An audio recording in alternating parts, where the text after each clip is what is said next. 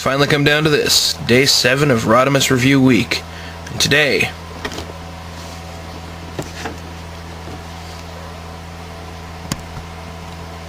Hasbro's Masterpiece Rodimus.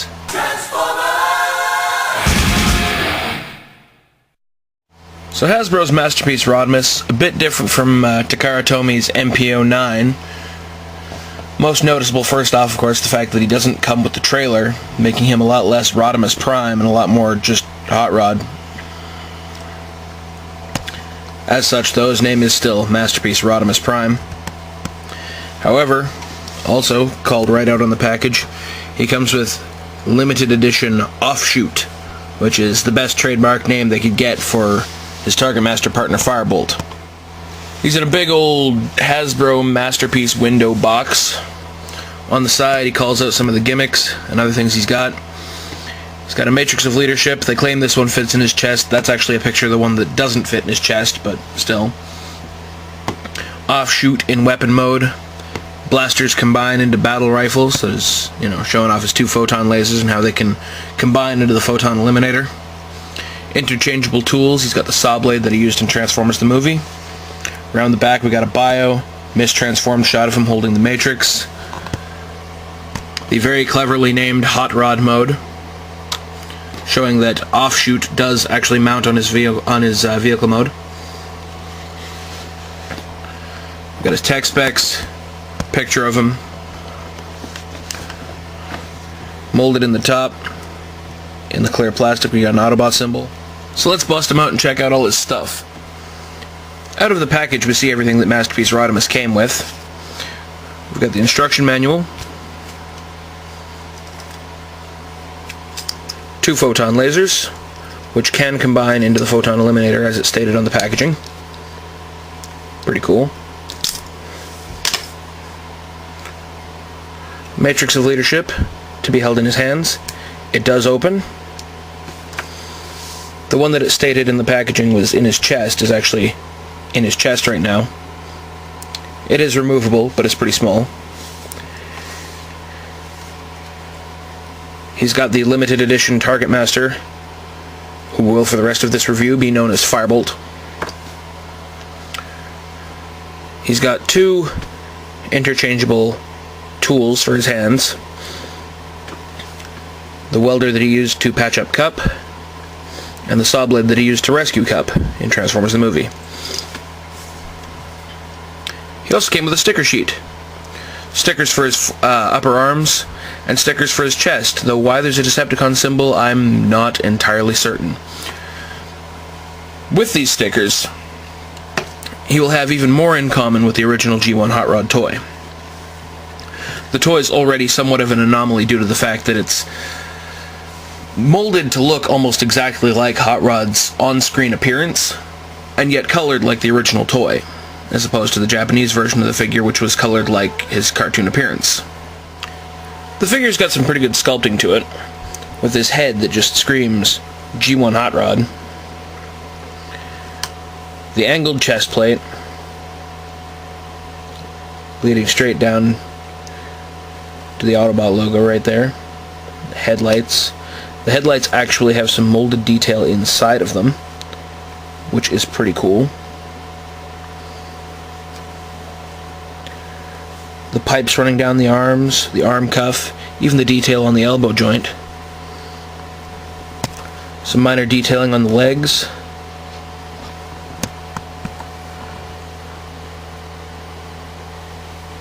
The feet, very nice, made of like a die-cast painted black. He's got chrome pipes on the backs of his legs. He's also got some pretty alright gimmicks going on. For instance, his head actually features on it a visor that can flip down over his eyes to recreate that one scene where he ever used the visor. He's also got a pretty cool hand switching gimmick. The way you achieve that is by folding the hand up to minimize the amount of space it takes up, rotating it at the wrist, popping this whole side panel out, pulling that down, flipping it around, pushing it back in, closing it up. he now has a mounting point for either of the two tools that he came with. You can either put on his welder or his saw blade, which does in fact get some spin to it. Now he's got one of these on both hands, so you can actually outfit him with both at once if you really want him to not be able to hold anything. As previously mentioned, he's also got an opening compartment in his chest, which allows for storage of a small matrix of leadership. The biggest gimmick of the figure, although it was a little more impressive in the Japanese version due to the fact he had a vehicle mode to go with it, is the ability to convert Hot Rod into Rodimus Prime. Now the way we do that, we come down here and we fold this section down to give him some more height.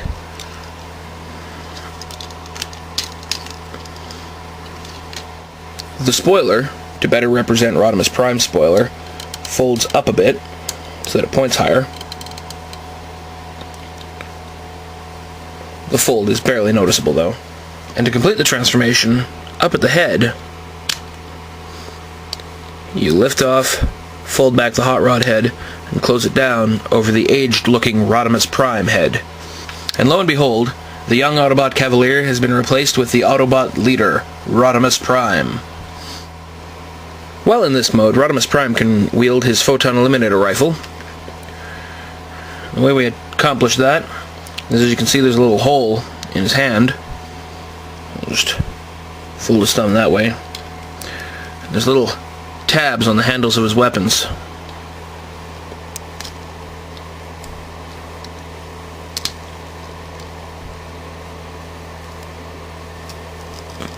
We'll just very precariously tab the rifle in. Fold his hand over top of it.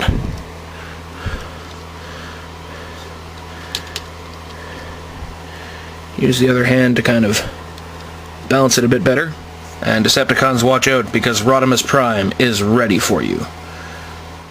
He can also, as previously mentioned, hold this matrix of leadership in his hands. As you'll notice in the handle, there are little grooves sort of cut in there that will accommodate Masterpiece Rodimus Prime's hands. It's a bit of a tricky fit.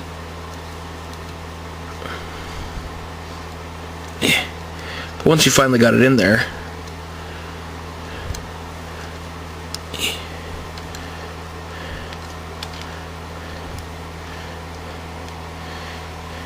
can see that he's very much holding the matrix. The real trick is then getting it at an angle where he can hold it with his other hand as well. But with a little bit of effort, it can be done. Rodimus is now ready to light our darkest hour. I turn the attention of this review now to his Target Master partner. Firebolt, as he's come to be known because that was his name in G1, is a pretty cool figure with some pretty decent articulation.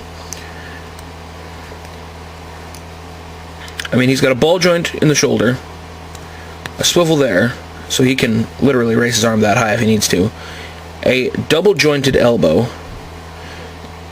a ball joint here, and a ball joint here. His head can also rotate, and you could potentially call that an ab crunch, though it's, again, just a joint used for transformation. The transformation itself is actually pretty cool, too. Bring the head up,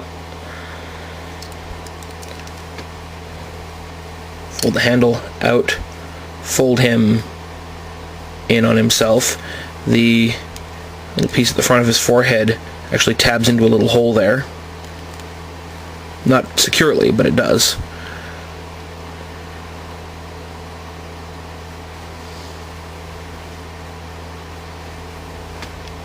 The arms then fold up this way.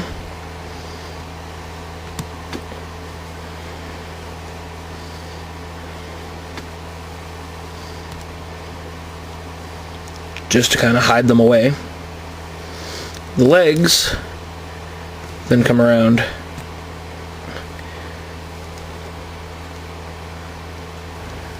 like this. And there's a little spot right in there that they kind of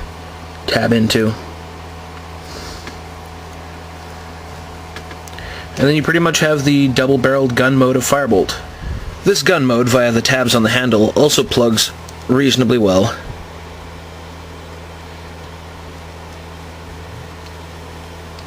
into the hand to give us Target Master Hot Rod. Alright, so I've talked at length about what's good about this figure. I think it's only fair that I now go into what's bad about this figure.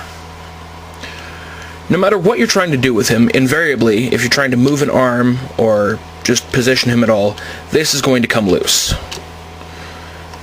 There's a little clip right here that pegs into the top of the canopy of his vehicle mode, which doesn't clip in terribly securely. It pops out at a moment's notice. The figure's entire backpack is a bit of a clusterfuck as well, but even more so is this little gray piece here, which consistently gets untabbed from these two pieces that it connects to. The fix for this is reasonably simple. You push it down, and then you take this little section back here and pull it down. And that'll lock it in place better, but it's still pretty annoying. The most annoying feature of this figure, however, is the elbow. I don't know who designed this or what they were going for, but, like, what is that? You know, I mean, like, that's the joint to move this hand, which, if the elbow gets unclipped, is literally for nothing. This elbow piece here is the joint for the lower arm. Which means if he's trying to hold a gun straight out, he's going to have limp arm syndrome. So you have to angle it just a little so that it stays up. But even then, if it's too heavy, it'll pop right out. Most annoying piece on the entire figure. The next fun part about this figure is the transformation, and I'm not even going to attempt it on camera, for the simple fact that it is just annoying. Finally, we come to the vehicle mode, and to say that the transformation to get to this point was fiddly would be a gross understatement of reality. This was probably about 10 minutes of grueling panel work and all sorts of flipping and folding and just a bunch of crazy bullshit, but the vehicle mode does look really fucking cool. You can still pop the hood to spy the matrix in place of an engine. He's got his exposed engine block. He's got very, very G1 movie inspired details. He even has an opening canopy to reveal the vehicle mode's interior, the seats of which are made up by his feet. See? Pretty detailed on the interior. There's not really much to him other than awesome molded details. He rolls pretty well, due mostly to the fact that his tires are rubber, and you may notice that also his wheels spin, his hubcaps do not. That's cool. Really enjoy that. The final thing, in keeping with G1 Hot Rod, is that you can mount his weapons on the engine block. You can take either of his photon lasers and use their handle to plug them in.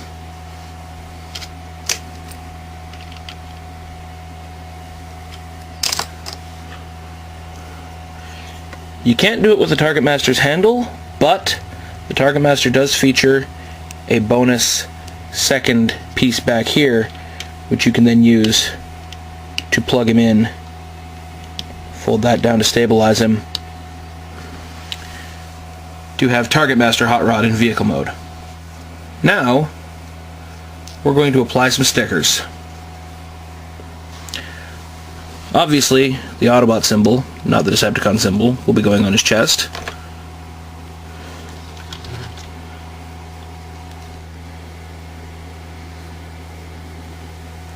Trying to do this right while still on camera, it's a bit difficult.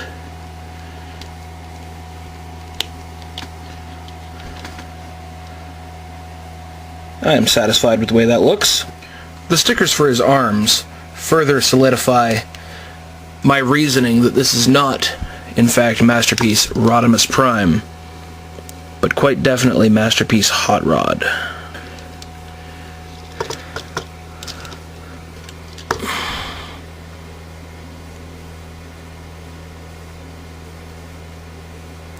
The other one, roughly the same height, on. So this concludes my look at Hasbro's Masterpiece Rodimus, and my Rodimus review week in general. I hope everybody enjoyed it as much as I enjoyed making it, and I guess we'll see you all next time, whenever that happens to be.